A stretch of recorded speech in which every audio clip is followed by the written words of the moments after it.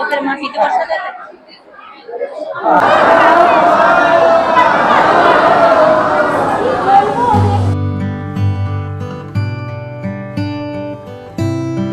ধর্ম হোক যার যার, বড়মা সবার। নমস্কার, আমি বিনীতা নিয়ে চলে এসেছি আরও একটা নতুন ভিডিও। আর আজকের ভিডিওতে আমি তোমাদের জানাবো নৈহাটির বিখ্যাত বড়মা সম্পর্কে, কিভাবে আসবে এখানে, কিভাবে তোমরা পুজো দিতে পারবে আর প্রসাদ গ্রহণের সব কিছু নিয়ে। তাহলে চলো আজকে ভিডিওটা শুরু করি। আর হ্যাঁ, প্রথমবার যারা আসতে চলেছো বা আসার প্ল্যান করছো তাদের জন্য হবে এটা ভীষণই গুরুত্বপূর্ণ। তাহলে চলো শুরু করা যাক নৈহাটি বড়মা দর্শনের যাত্রা। জয় বড়মা। তোমাদের প্রথমেই জানিয়ে দিই নৈহাটি বড়মার মন্দিরে আসবে কিভাবে। আমি যাচ্ছি বেলঘরিয়া থেকে। তোমরা যারা কলকাতার দিক থেকে আসতে চাইছো তারা শিয়ালদা স্টেশন থেকে নৈহাটিগামী বহু ট্রেন পেয়ে যাবে। যেমন হলো শান্তিপুর লোকাল, কল্যাণী সীমান্ত, Naihati local, Gede local, Krishnanagar local ইত্যাদি অনেক ট্রেন পেয়ে যাবে। যেহেতু নৈহাটি একটি জাংশন, তাই মোটামুটি সব ট্রেনই এখানে দাঁড়ায়। আমি ধরেছিলাম বেলঘরিয়া স্টেশন থেকে 7:57 গেদে লোকাল।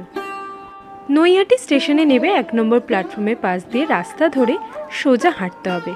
পায়ে হেঁটে মাত্র 2 থেকে 3 মিনিটের মধ্যেই পৌঁছে যাবে নৈহাটি বড়মার মন্দিরে। নৈহাটির বড়মা কালী মন্দির হল পশ্চিমবঙ্গের উত্তর 24 পরগনার নৈহাটিতে অবস্থিত। এটি দেবী কালীকে উৎসর্গ করা। এখানে দেবীর 10টি মহাবিদ্যার মধ্যে একজন এবং কালীকুল পূজা ঐতিহ্যের সর্বোচ্চ দেবতা। 2023 সালে মন্দিরটি প্রতিষ্ঠিত হয়। মন্দিরের গায়ে দেবীর আলো রূপের ছবিও দেখা যায়। মূল মন্দির ছাড়াও মন্দির চত্বরের ভেতরে বিভিন্ন দেবদেবীর মন্দিরও রয়েছে। মহাদেবের একটি ত্রিনাথ মন্দিরও রয়েছে, তিনি এখানে 3 মাথাওয়ালা অবতারে উপস্থিত।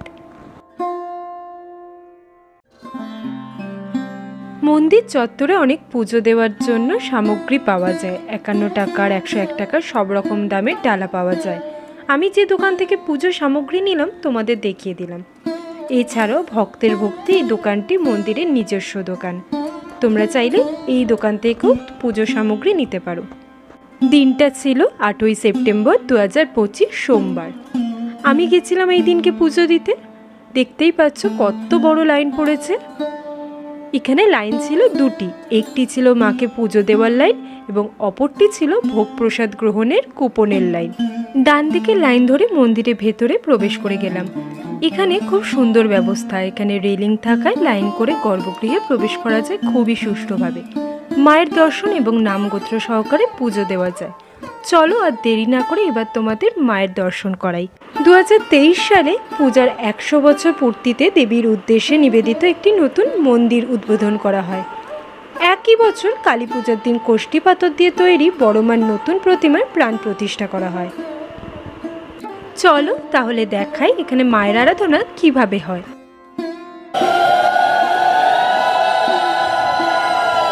এখানে মা প্রাথমিকভাবে বড় কালী বা ভবেশকালী নামে পরিচিত। এই পূজা চক্রবর্তী পরিবারের দ্বারা আয়োজিত হতো এবং কেবলমাত্র তাদের মধ্যেই সীমাবদ্ধ ছিল।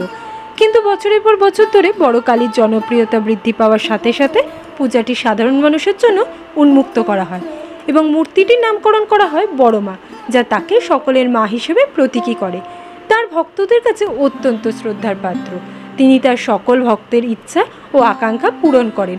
তাদের জাত, সামাজিক অবস্থান এবং অর্থনৈতিক পটভূমি নির্বিশেষে বড়মা কাউকে ফেরান না এবং ধর্ম যার যার বড়মার সকলের নামে ব্যাপকভাবে পরিচিত।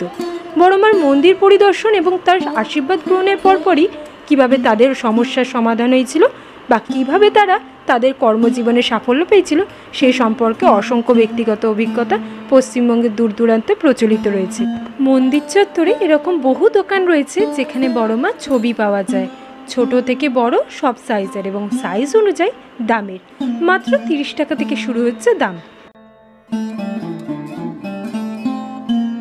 এবার আমি যাচ্ছি মায়ের ভোগ প্রসাদ গ্রহণে কুপন সংগ্রহ করতে। এখন বিনামূল্যে মায়ের ভোগ প্রসাদ গ্রহণ করা যায়। তোমরা দেখতেই পাচ্ছ কত ভক্ত অপেক্ষা করছে মায়ের ভোগ প্রসাদের জন্য। সকাল 10টা থেকে কুপন দেওয়া শুরু হয়। তার আগে থেকে লাইন দেয় সব ভক্তরা। এখানে কুপন দেওয়া হয় 500 জন ভক্তকে এবং ভোগ প্রসাদের সময় থাকে দুপুর 1:30 থেকে। আমিও পেয়ে গেছিলাম এই কুপনটি। সপ্তাহে 3 দিন সোম, বুধ, শুক্র দেওয়া হয় ভোগ প্রসাদ আর 3 দিনে 3 রকম ভোগ দেওয়া হয় মাকে। সোমবার খিচুড়ি, সাথে আরও কিছু বুধবার পোলাও এবং তার সাথেও আরও কিছু, এবং শুক্রবার ফ্রাইড রাইস সহকারে আরও কিছু ভোগ দেওয়া হয় মাকে। এবার তোমাদের জানিয়ে দিই বড়মার মন্দিরে পুজোর সময়সূচি। মাতৃদর্শন ও পুজো গ্রহণ করা হয় সকাল 8টা থেকে দুপুর 1টা পর্যন্ত, এরপর দুপুর 1:30টা থেকে দুপুর 2:30 পর্যন্ত, এবং বিকেলে 4টে থেকে রাত্রি 8টা পর্যন্ত। আর সন্ধ্যা আরতি শুরু হয় সন্ধ্যা 6টার পরে। মন্দির থেকে কিছুটা এগিয়ে গেলে তোমরা ফেরিঘাট পেয়ে যাবে, আর গঙ্গার পাড়েই রয়েছে গাড়ি পার্কিংয়ের সুব্যবস্থা। তোমরা যারা প্রাইভেট কার নিয়ে আসতে চাইছো তারা নির্দ্বিধায় আসতে পারো। পর্যাপ্ত পরিমাণে জায়গা রয়েছে অনেকগুলি গাড়ি পার্কিংয়ের জন্য। আর এখানে বহু মানুষ গঙ্গা স্নান সেরে দণ্ডি কেটে বড়মার কাছে যায়। গঙ্গার ওই পারে আছে চুচুড়া, তোমরা লঞ্চে করেও আসতে পারো মন্দিরে। এবার তোমাদের দেখাই এখানে আরও একটি মন্দির আছে। বড়মার কাছে এলে এই মন্দিরে তোমরা অবশ্যই এসো। বড়মার মন্দিরে অনতি দূরেই রয়েছে ব্রহ্মময়ী কালী মন্দির। বড়মার মন্দির থেকে ফেরিঘাটের দিকে যেতে ফেরিঘাটের ঠিক আগেই বাঁ দিকের গলির ভেতর রয়েছে এই মন্দির। সেখানে বিরাজ করেন দেবী ব্রহ্মময়ী। মন্দিরের বয়স প্রায় 60 বছর। তন্ত্র সাধক হরিনারায়ণ চক্রবর্তী দেবীর পুজো করতেন বলে জানা যায়। প্রথমে ছিল দেবীর মৃন্ময়ী মূর্তি, পরে মাটির মূর্তি বদলে কোষ্ঠী পাথরের মূর্তি স্থাপন করা হয়। সেই বিগ্রহই পূজিত হয়। এই মন্দিরে পঞ্চমুণ্ডের আসন রয়েছে। সাধক হরিনারায়ণ মন্দির তৈরির সময় পঞ্চমুণ্ডের আসন স্থাপন করেন। তার ওপর মাতৃমূর্তি প্রতিষ্ঠা করে তিনি দেবীর সাধনা করতেন বলে জানা যায়। ব্রহ্মময়ী মন্দিরে দেবীর পুজো হয় তন্ত্রমতে। মায়ের ভোগে মাছ দেওয়া হয়। মন্দিরে বলিদানের রীতিও রয়েছে। মন্দিরে নিত্য পুজো হয় দেবী মূর্তি চতুর্ভুজা। 4 হাতে থাকে খড়গ, মুন্ড এবং বরাভয় ও অভয় মুদ্রা। দেবীর পায়ের তলায় থাকে শিব। এছাড়াও প্রতি সপ্তাহে শনিবার এবং মঙ্গলবার বিশেষ পুজো হয়। বিশেষ বিশেষ তিথিতে এই মন্দিরে বিশেষ উৎসব ও পুজো হয়। কালী মন্দিরের পাশেই রয়েছে শিব মন্দির। এরপরই মন ভরে মা ব্রহ্মময়ীর দর্শন সেরে ফল প্রসাদ গ্রহণ করে চলে গেছিলাম বড়মার ভোগ প্রসাদ গ্রহণের জন্য। দুপুর 1:30 থেকে শুরু হয় ভোগ বিতরণী।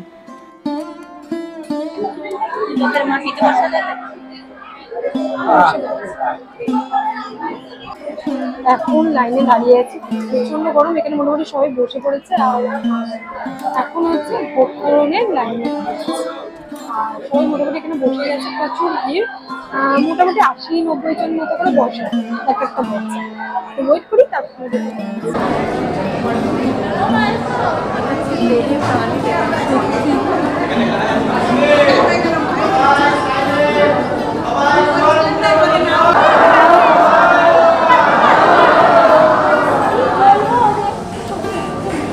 নাও এবার তোমরাও জয় বড়মা বলে মায়ের ভোগ দর্শন করো।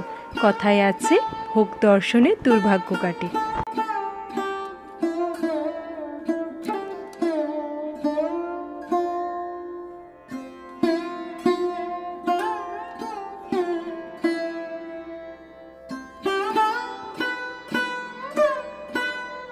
তোমরা যারা আসতে চাইছো তারা দেরি না করে তাড়াতাড়ি চলে আসো। ধর্ম হোক যার যার, বড়মা সবার। জয় বড়মা। হয়ে গেছে সবকিছু, এবার ফিরছি বাড়ির দিকে। ট্রেন ধরবো আর বাড়ির দিকে ফিরবো। তো যাই হোক, খুব ভালো কাটলো, খুব ভালোভাবে পুজো দিলাম, খুব ভালো লাগলো ভোগকে। মন তো পুরো শান্তি হয়ে গেছে। তো যাই, এবার বাড়ি যাই। আর আজকে ভিডিওটা তোমাদের কেমন লাগলো আমাকে কিন্তু অবশ্যই জানাবে। দেখাবো তোমাদের সাথে নেক্সট একটা ভিডিও। টাটা। তাহলে তোমাদের আমার আজকের এই ভিডিওটা কেমন লাগলো আমাকে অবশ্যই কমেন্ট সেকশনে জানাবে। ভালো লাগলে অবশ্যই একটা লাইক করে দেবে, আর প্রিয়জনদের সাথে শেয়ার করতে একদমই ভুলবে না। আর আমার এই ভিডিওগুলো তোমাদের ভালো লাগলে তোমরা কিন্তু আমার চ্যানেলটাকে অবশ্যই সাবস্ক্রাইব করে দেবে। তোমাদের একটা সাবস্ক্রাইবই আমাকে অনেকটা এগিয়ে নিয়ে যাবে। তাহলে দেখা হবে তোমাদের সাথে নেক্সট একটা সুন্দর ভিডিওতে। টাটা।